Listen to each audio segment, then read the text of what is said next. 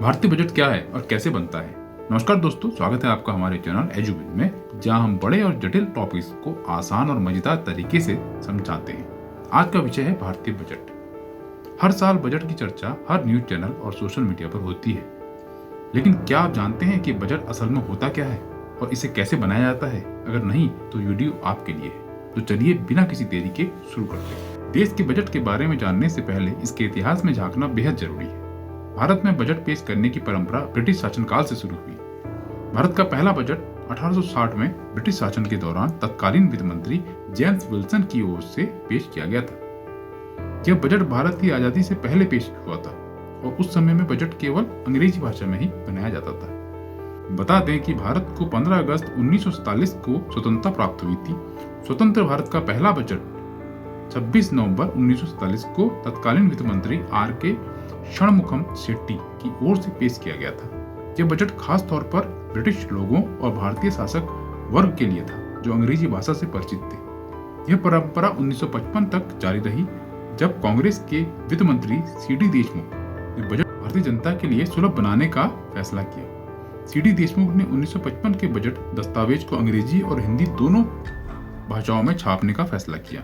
1950 में भारत का पहला गणतंत्र बजट पेश किया गया, जिसे जॉन मथाई ने तैयार किया था।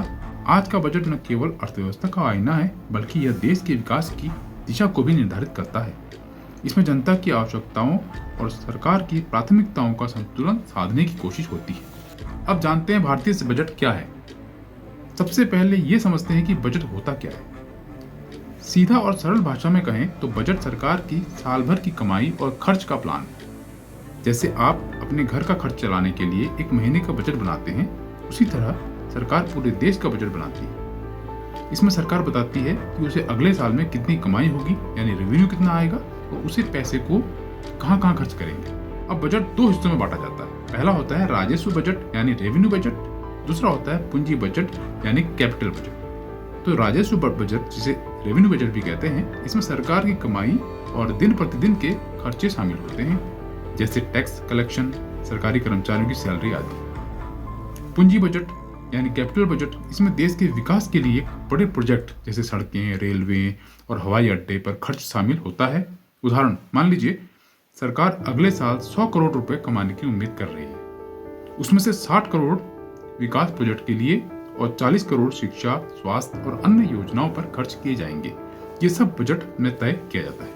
अब जानते हैं कि भारतीय बजट कैसे बनता है। अब सवाल आता है कि बजट बनता कैसे है। इसे समझने के लिए हम इसे 5 स्टेप में बांट सकते हैं। तो पहला स्टेप है डेटा कलेक्शन, यानी सबसे पहले वित्त मंत्रालय हर सरकारी विभाग और मंत्रालय से उनकी जरूरतों और खर्चों का हिसाब मांगता है।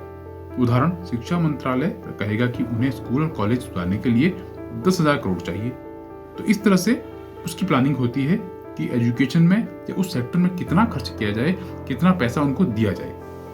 दूसरा है राजस्व का अनुमान लगाना। अब सरकार ये देखती है कि अगले साल में उसे टैक्स, कस्टम ड्यूटी, GST जैसे स्रोतों से कितनी कमाई होगी। उदाहरण, अगर देश में 1 लाख करोड़ का GST कलेक्शन होगा तो सरकार उसे बजट में शामिल करेगी। तीसरा है बजट का ड्राफ्ट। इसके बाद वित्त मंत्रालय एक ड्राफ्ट तैयार करता है, जिसमें तय होता है कि किस सेक्टर को कितना पैसा दिया जाएगा। उदाहरण, अगर सरकार ने स्वास्थ्य के लिए 5,000 करोड़ और रक्षा के लिए 15,000 करोड़ तय किया है तो ये ड्राफ्ट में लिखा जाएगा।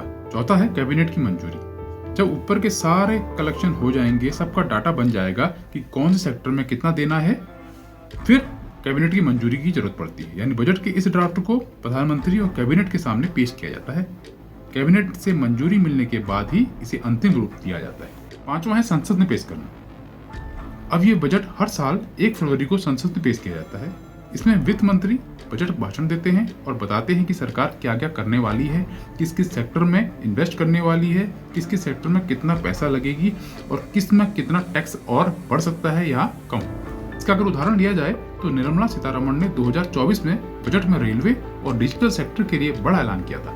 अब जानते हैं बजट के मुख्य उद्देश्य क्या है। दोस्तों, बजट सिर्फ खर्च और कमाई का हिसाब किताब नहीं है। इसका उद्देश्य है देश की अर्थव्यवस्था को मजबूत बनाना, गरीब और जरूरतमंद लोगों के लिए योजनाएं बनाना, शिक्षा, स्वास्थ्य और इंफ्रास्ट्रक्चर को सुधारना, रोजगार के नए अवसर पैदा करना। जैसे उदाहरण अगर लिया जाए तो प्रधानमंत्री आवास योजना, जिसमें हर गरीब को घर देने का वादा किया गया है, बजट का ही हिस्सा है। अब जानते हैं कि बजट में हमारी भूमिका क्या है। अब सवाल यह है कि इस बजट में हमारी यानी आम नागरिकों की भूमिका क्या है।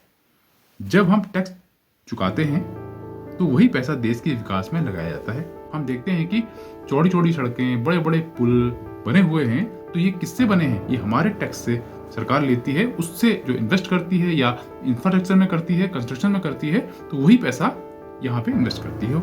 हमें ये समझना चाहिए कि बजट में कौन कौन सी योजनाएं हैं और सरकार किन सेक्टर्स पर ज्यादा ध्यान दे रही है, बजट का सही इस्तेमाल हो रहा है या नहीं।